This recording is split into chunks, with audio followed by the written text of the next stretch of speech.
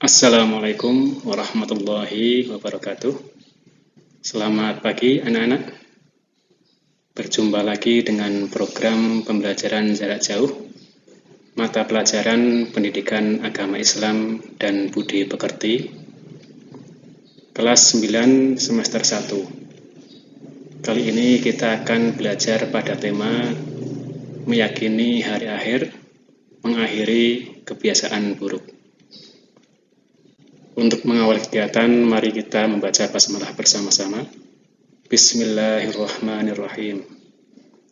Semoga kita senantiasa dalam lindungan Allah Subhanahu wa Ta'ala, tetap sehat, tetap semangat, serta bisa mengikuti pembelajaran pada kali ini dengan baik, sehingga bisa mendapatkan ilmu yang bermanfaat serta ridho dari Allah Subhanahu wa Ta'ala.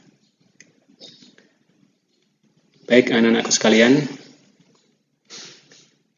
mungkin selama ini kita masih suka untuk mengakhirkan sholat, atau terlebih lagi bahkan ada yang sampai meninggalkan sholat. Mungkin sampai saat ini kita juga masih sering menyakiti orang lain, atau bahkan sampai menyakiti diri sendiri. Kenapa bisa seperti itu? Mungkin salah satu penyebabnya adalah karena kita lupa bahwa suatu saat kita akan mati. Kullu syai'in halikun illa wajhah. Segala sesuatunya pasti akan berakhir cepat atau lambat, termasuk kehidupan kita. Dan kita sebagai manusia ternyata ketika hidupnya itu berakhir, bukan akhir dari segalanya, tapi kita masih akan dibangkitkan kembali untuk dimintai pertanggungjawaban atas segala amal perbuatan kita. Nah, disitulah tema pada hari ini saya kira sangat pas untuk kita jadikan sebagai bahan introspeksi agar kita bisa menjadi pribadi yang lebih baik. Karena kematian itu sifatnya tiba-tiba, tidak pandang usia, tidak pandang jenis kelamin, tidak pandang kaya ataupun miskin. Sekali lagi, mari kita jadikan tema pembelajaran pada hari ini sebagai bahan introspeksi bagi kita semuanya. Baik,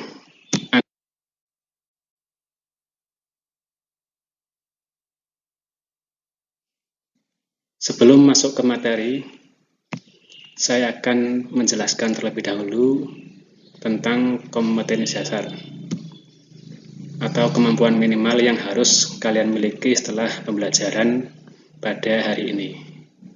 Yang pertama, terkait dengan kompetensi religius, kalian diharapkan bisa beriman kepada hari akhir.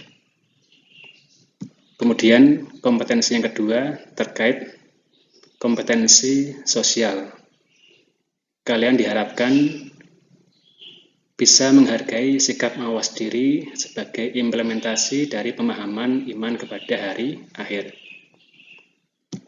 Berikutnya, kompetensi dasar yang ketiga terkait kompetensi pengetahuan. Kalian diharapkan bisa memahami makna iman kepada hari akhir berdasarkan pengamatan terhadap dirinya, alam sekitar, dan makhluk ciptaan Allah. Kemudian kompetensi dasar yang keempat terkait dengan kompetensi keterampilan. Kalian diharapkan bisa menyajikan dalil nakli yang menjelaskan gambaran kejadian hari akhir.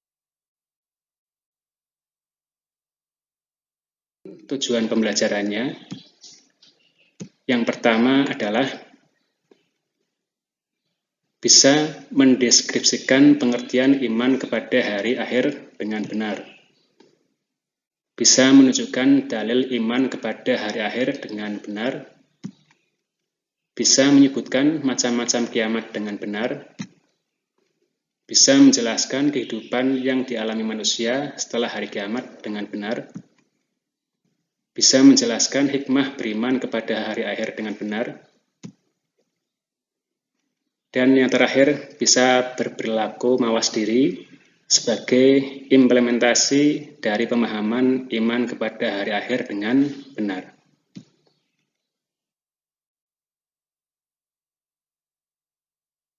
Bisa dipahami sampai di sini, anak-anak? Oke, kita lanjut lagi. Untuk lebih mudah dalam rangka pemahaman materi kali ini, kita perlu mencermati peta konsep sebagai berikut. Jadi, kita akan mempelajari tentang yang pertama adalah pengertian iman kepada hari akhir, kemudian dalil iman kepada hari akhir, kemudian macam-macam kiamat, kemudian tanda-tanda hari akhir, kemudian peristiwa setelah hari akhir, dan hikmah beriman kepada hari akhir. Jadi kita akan mempelajari ini semua, yang kemudian nanti diharapkan bisa muncul sikap mulia, yaitu perilaku mawas diri. Jadi pemahaman kita terhadap materi yang akan kita pelajari pada hari ini harus nampak pada sikap kita masing-masing, terutamanya adalah perilaku mawas diri.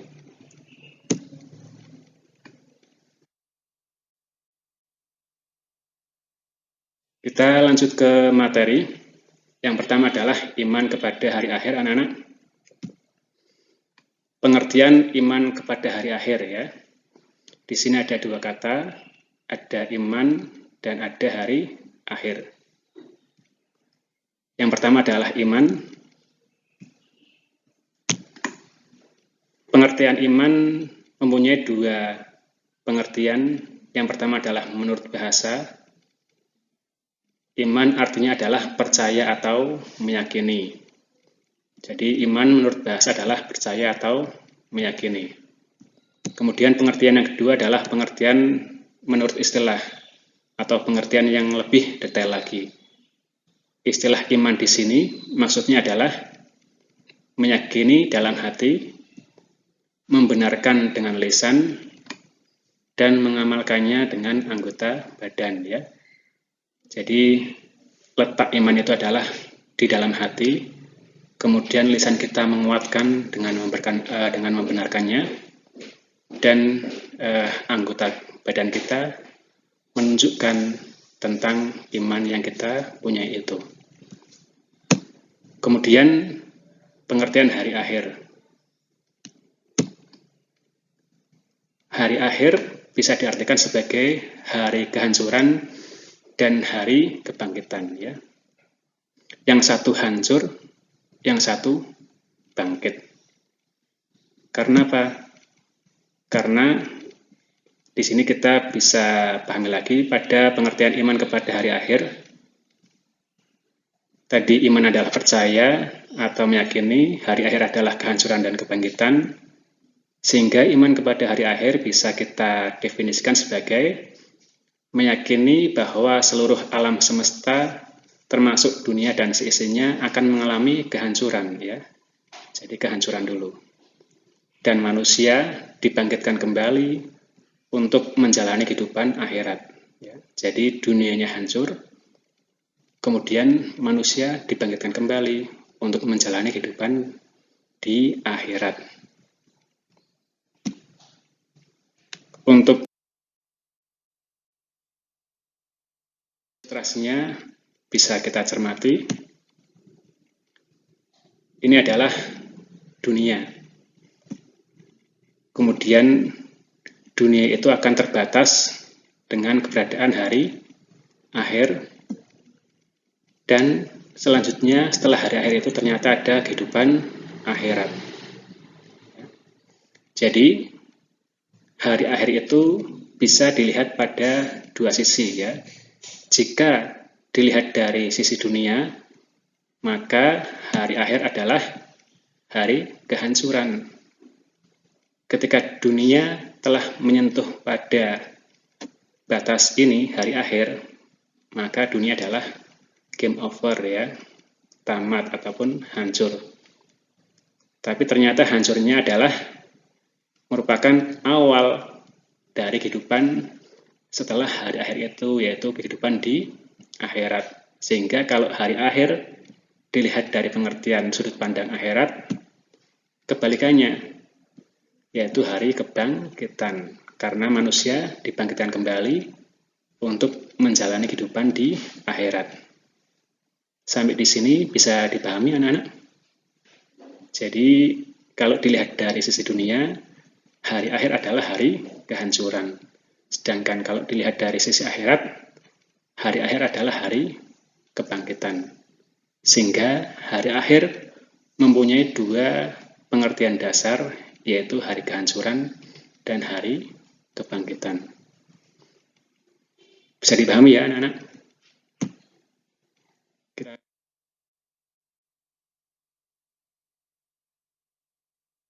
Berikutnya adalah dalil iman kepada hari akhir ya, yaitu pada surat Al-Hajj ayat 7 yang tulisannya sudah nampak di layar kaca.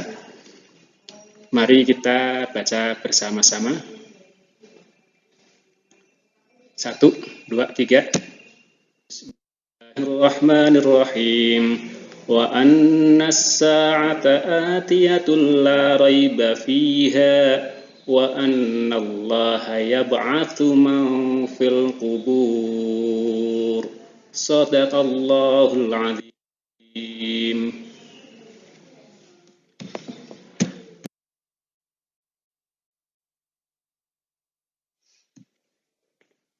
Artinya, dan sungguh hari kiamat itu pasti akan datang.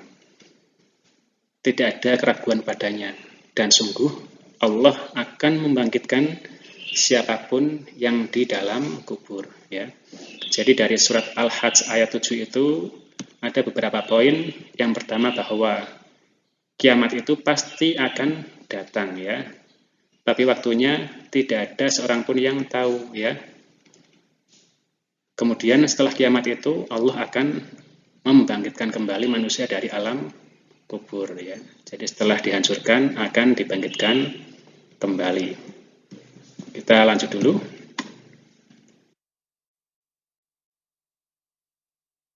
Berikutnya adalah macam-macam kiamat.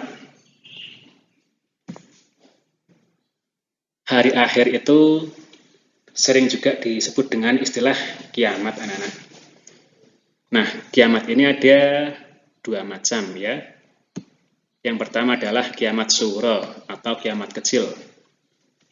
Apa itu kiamat sughra? Kiamat sughra adalah hancurnya sebagian alam semesta ya. Sebagian, bisa sebagian kecil, bisa sebagian besar. Yang penting masih sebagian. Artinya masih ada sebagian lagi yang tidak hancur ya. Itu adalah kiamat sughra. Contohnya yaitu meninggalnya seseorang ya. Misal si A meninggal dunia, berarti si A adalah sudah kiamat. Tapi si B masih hidup, berarti si B belum kiamat ya.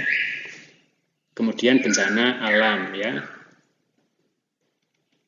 Itu termasuk contoh-contoh kiamat sughra karena bencana alam ini terjadinya biasanya lokal, masih ada daerah lain yang tidak terjadi bencana. Kemudian ada yang kedua adalah kiamat kubra atau kiamat besar ya. Kiamat besar ini maaf kurang huruf S. Apa itu kiamat kubra? Hancurnya seluruh alam semesta ya, tanpa terkecuali dunia dan seluruh isinya ya. Secara umum kan ada dua, yaitu makhluk dan khalik.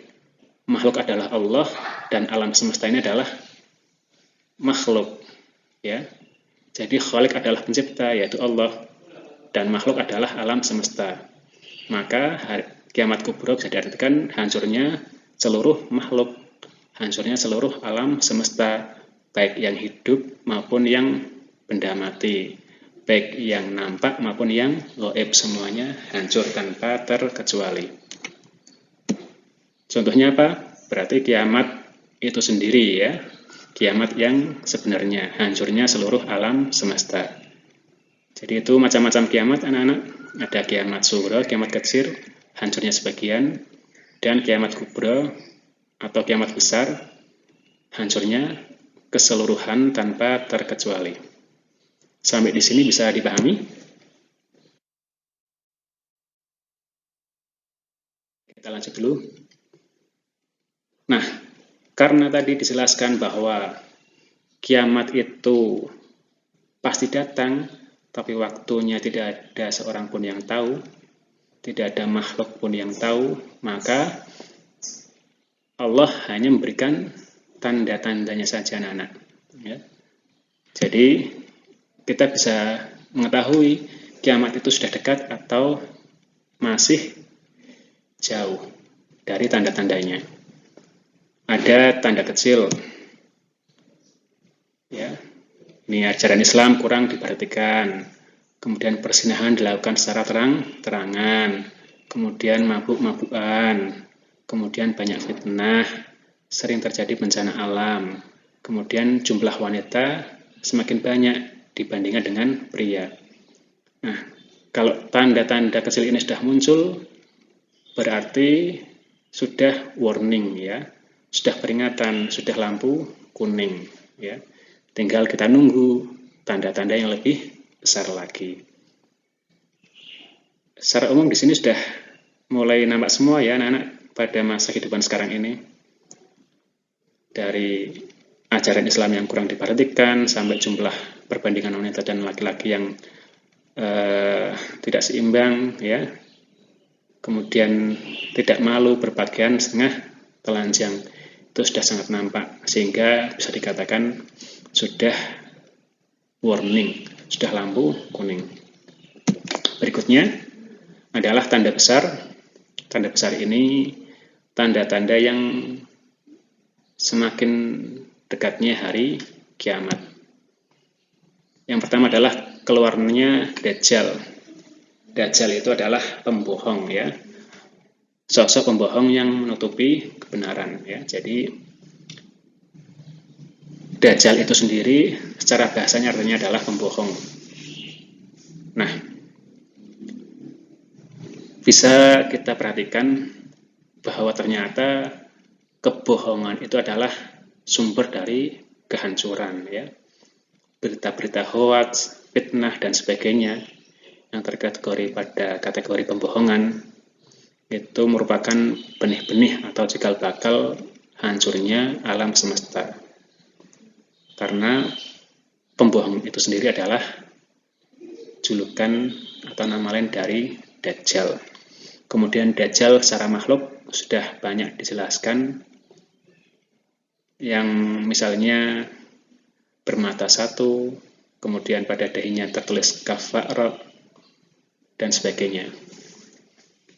Kemudian yang kedua adalah turunnya Nabi Isa alaihissalam. Di sini adalah untuk menumpas Dajjal ya. Nabi Isa bukan mengajarkan ajaran baru, tapi Nabi Isa di sini adalah Nabi Isa sebagai umat Muhammad Shallallahu Alaihi Wasallam yang kembali mengajak umat manusia mengesahkan Allah ya dan menyembahnya. Kemudian tanda besar yang terakhir adalah matahari terbit di sebelah barat ya. Kenapa kok matahari terbit di sebelah barat itu merupakan tanda-tanda terbesarnya datangnya hari kiamat? Dikatakan kalau matahari sudah terbit dari barat, maka itu adalah sakratul mautnya alam semesta. Artinya apa? Bahwa pintu tobat pada saat itu sudah ditutup ya. Jadi kalau orang sakratul maut itu tobatnya sudah ditutup. Kalau alam semesta sakratul maut, maka pintu tobat bagi makhluk-makhluk di dalamnya itu juga sudah ditutup. Kenapa matahari terbit di sebelah barat tadi dikatakan tanda yang paling besar datangnya hari akhir? mungkin bisa kita sinkronkan dengan ilmu pengetahuan yang selama ini kita pelajari, bahwa saat ini matahari yang terbit dari timur kemudian tenggelam di sebelah barat itu adalah efek daripada rotasi bumi, ya. Bumi berputar, ya. Nah, ketika matahari terbit dari barat, berarti analogi sederhananya adalah bahwa perputaran bumi itu arahnya dibalik. Sementara bumi itu mengandung banyak sekali cairan, ya. Ada berupa air laut, ada berupa magma, ya. Bisa kita bayangkan ketika kita menaruh air pada ember, kemudian kita putar dengan cepat pada satu arah, cenderung stabil. Tapi ketika kita putar arahnya, maka air tersebut biasanya akan muncrat, ya, sehingga yang di laut menjadi muncrat ke darat, terjadi tsunami, kemudian yang di dalam perut bumi atau magma muncrat keluar melalui gunung-gunung berapi, ya. Kemudian ketika pengereman secara mendadak itu bisa juga mengakibatkan slip, ya. Bumi bisa jadi keluar dari orbitnya. Nah, kalau sudah seperti ini, satu benda planet yang keluar dari orbitnya akan membahayakan seluruh alam semesta. Kira-kira analoginya seperti itu, anak-anak. Kenapa kok matahari terbit dari barat dikatakan sebagai sakaratul mautnya alam semesta? Kita lanjut dulu, anak-anak.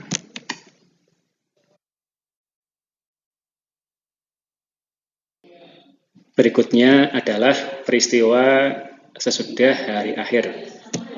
Di sini ada beberapa, ya, mulai dari Yaumul Barzah, Yaumul Ba'as, Yaumul Mahsyar, Yaumul Hisab, Yaumul Mizan, Yaumus Suhuf, Yaumus Sirat, Yaumus Syafa'ah, dan Yaumul Jaza.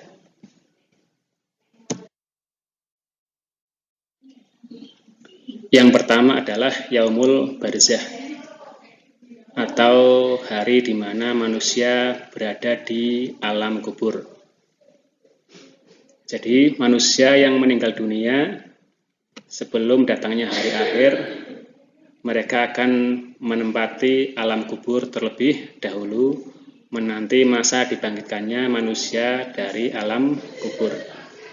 Nah, pada Yaumul Barzah ini sudah berlaku cicilan pembalasan, ya, karena sudah ada nikmat kubur bagi mereka yang beramal baik dan siksa kubur bagi mereka yang beramal buruk. Jadi bagi manusia-manusia yang beramal baik, maka di alam kubur itu meskipun kelihatannya sempit, maka akan terasa sangat lapang sekali dan sangat menyenangkan. Sebaliknya, bagi manusia yang penuh dengan dosa atau ahli neraka, maka ketika di alam kubur pun akan terasa tersiksa, ya, terasa lama, penuh dengan siksaan. Dan bagi mereka biasanya ada satu permintaan, yaitu ingin dihidupkan kembali meskipun hanya 1 atau 2 menit atau sesaat. Untuk apa? Untuk bertobat dan beramal baik. Adalah Yaumul Ba'as, hari dibangkitkannya manusia dari alam kubur, ya. Di sini manusia akan dibangkitkan dalam kondisi yang berbeda-beda sesuai dengan amal perbuatannya. Pada hari ini, meskipun berdampingan, tapi manusia sudah tidak saling mengenal satu dengan yang lainnya. Berikutnya adalah Yaumul Mahsyar, yaitu di mana manusia akan dikumpulkan pada sebuah tempat lapang yang sangat luas, yang mampu menampung seluruh manusia mulai dari Adam sampai manusia terakhir sebelum kiamat. Nah, kondisi di Yaumul Mahsyar ini kondisinya adalah panas, sangat terik, lagi menyusahkan. Jadi diibaratkan matahari itu berada sejengkal di atas kepala manusia. Kita bisa membayangkan bagaimana susahnya kondisi saat itu, ya. Manusia akan dibanjiri dengan cairannya masing-masing, ya. Cairan yang sudah keluar itu karena terus dipanaskan otomatis akan mendidih. Jadi manusia akan digodok dengan cairannya masing-masing. Kurang lebih seperti itu bayangannya. Berikutnya adalah Yaumul Hisab atau hari perhitungan amal perbuatan manusia, ya. Jadi pada hari ini atau pada hari itu seluruh amal perbuatan manusia akan diadili dengan seadil-adilnya. Pak, berarti perlu waktu yang lama dong? Tidak seperti itu anak-anak. Kita ingat kembali bahwa perbandingan satu hari di akhirat adalah laksana 1000 tahun di dunia, ya, ka'alfi sanatin. Jadi perumpamannya adalah satu hari di akhirat itu sama dengan 1000 tahun di dunia. Jadi ketika seseorang itu berusia 100 tahun, maka ketika diadili dari lahir sampai mati di Yaumul Hisab, itu hanya akan memerlukan waktu 2 jam kehidupan akhirat. Jadi sekali lagi, Yaumul Hisab bagi Allah bukan suatu perkara yang berat, ya. Kemudian Allah juga bisa mengadili dengan seadil-adilnya dan sedetail-detailnya, termasuk kebohongan-kebohongan yang terdapat pada hati masing-masing manusia. Itu akan terdeteksi di Yaumul Hisab. Misalnya fisiknya sholat tapi hatinya tidak sholat, maka disitu akan kelihatan. Dia sedekah tapi tidak ikhlas, dia akan kelihatan, dan sebagainya.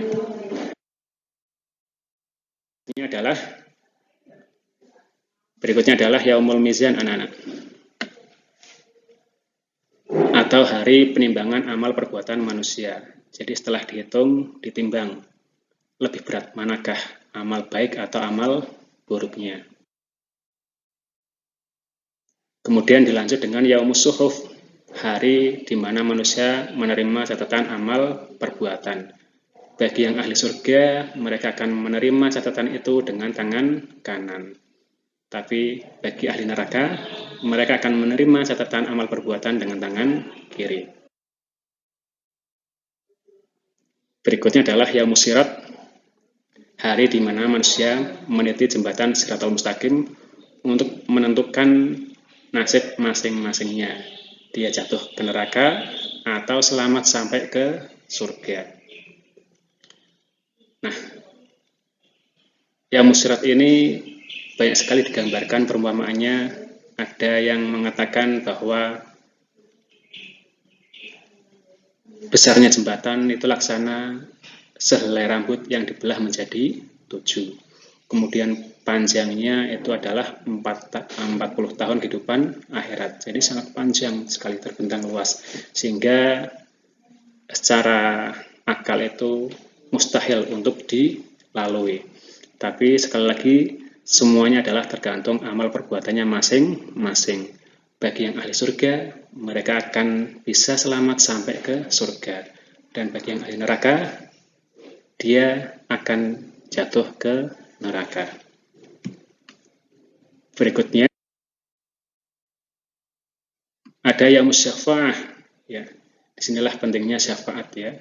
Siapa yang bisa memberikan syafaat? Di antaranya adalah Rasulullah Shallallahu Alaihi Wasallam. Kemudian Al-Quran, ya. Jadi itulah yang bisa memberikan kita pertolongan atau syafaat ketika kita meniti jembatan Siratal Mustaqim. Dan yang terakhir adalah Yaumul Jaza anak-anak, tempat terakhir pembalasan manusia, ya, yaitu ada surga bagi mereka yang beramal baik dan ada neraka bagi mereka yang beramal buruk. Mungkin adanya surga dan neraka ini bukan hal yang baru lagi buat kita, ya, tapi kita mungkin senantiasa lupa sehingga kita masih saja selalu memperbanyak kemaksiatan. Jadi sekali lagi, mari kita ingat kembali bahwa hidup ini adalah pilihan. Ada surga, ada neraka. Kita tinggal mau pilih yang mana, ya. Otomatis kita akan pilihnya surga, ya. Kalau kita mau menantang milih neraka, silahkan. Tapi pesan saya, latihan terlebih dahulu, ya. Misalnya pada jam 1 kalian silahkan berdiri di lapangan, ya. Kira-kira panasnya bagaimana? Itu hanya sebatas panasnya matahari yang jauh di sana, ya, belum panasnya neraka. Untuk permukaan neraka saja itu panasnya tidak ada seorang pun yang bisa membayangkan. Jadi jangan pernah sekali-kali kita menantang ingin merasakan neraka, ya.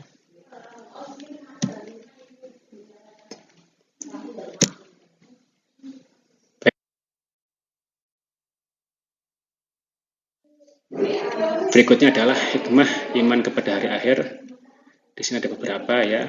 Memperoleh ketenteraman dan ketenangan, memperoleh keyakinan bahwa Allah akan membalas segala perbuatan manusia, kemudian menjadikan berlaku baik, berani dalam membela kebenaran, kemudian tidak iri terhadap kenikmatan orang lain, dan terhindar dari sifat tamak, rakus, dan kikir. Kemudian yang adalah sikap mulia sebagai buah dari iman kepada hari akhir, ya. Ini bisa menambah iman serta ketakwaan kepada Allah, ya.